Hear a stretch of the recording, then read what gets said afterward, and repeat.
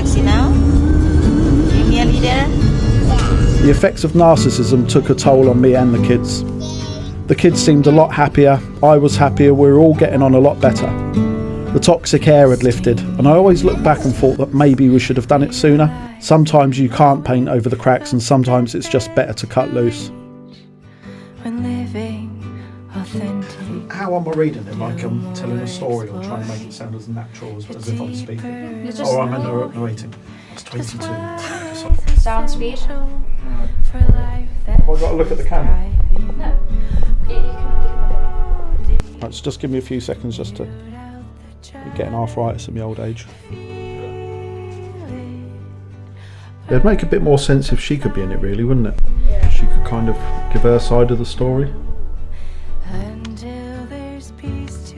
Right, should we go then in a minute? I was 22 when I decided to move to Thailand on holiday. Just as I was due to come home, I met Anne. Anne was charming, had a big smile, and everyone who met her instantly loved her. So for the rest of the holiday, we stayed together at her place, and then I decided to move to Thailand to live with her. I'd always read the kids a book every night, but she never did.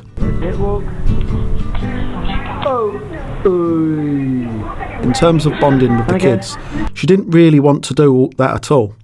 There was no maternal instinct, and now looking back, I'm glad I did, because I felt that it gave me a better connection with the kids. I kind of feel like she missed out. When did you start to realise there were some mental issues? Well, I had an early bus to catch on Sunday morning, and we went out Saturday evening, but she wanted to stay out a bit longer. It got to about 6 in the morning. She told me later that she was out clubbing all night. So I got to the resort and went on Facebook, and I got a notification to say that Glen Baker was now friends with some random guy. So later on I messaged and told him that I was Anne's husband. However, he was told by Anne that she was divorced. I went back home and confronted her about it, and she kept denying even knowing who he was. He messaged me again and said that Anne was crying and saying that I was an abusive ex-husband. She looked really traumatised, putting on a really convincing mask, and she made it look very good. But I still live in the house with Anne. We're still married, and after an argument she finally came clean about who he was. Anne then created a new Facebook account, blocked all of my friends and family. She stupidly forgot to log out one time, so I had a little peek. She would upload old pictures from years ago and lie about seeing her mum up north. She would tell him that she's gone away to clear her head, and she created this whole sort of persona. She'd be sitting right next to me typing about how she's getting away from me. I confronted Anne about it. Then she started to cry, saying, "Why did you tell him that? He's going to think I'm a right idiot now." She stormed out of the house, and she wasn't crying because she had upset. She wasn't even crying because she had upset me. She was more concerned that she looked a bit foolish. She's quite good at turning the tears on and off, and these are all the traits of narcissism. It was the need to be accepted and to be loved, and it doesn't really matter who you've hurt in the process, as long as you come up smelling like roses. I felt defeated.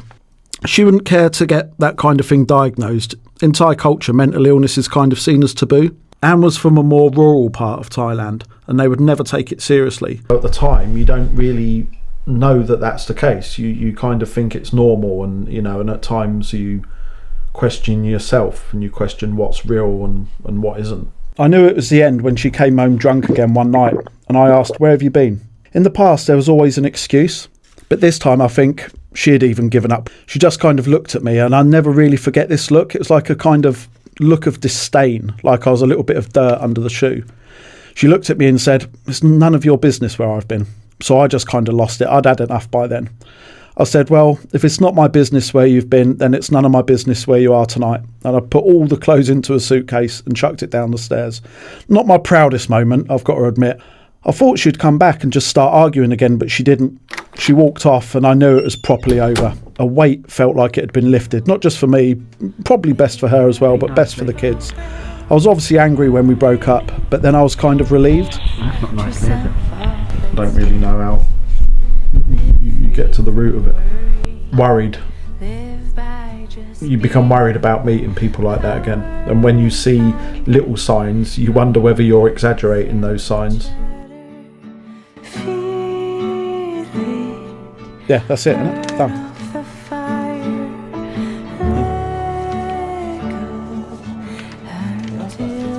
Is that all of it? Yeah, That's not 3 hours, that's great.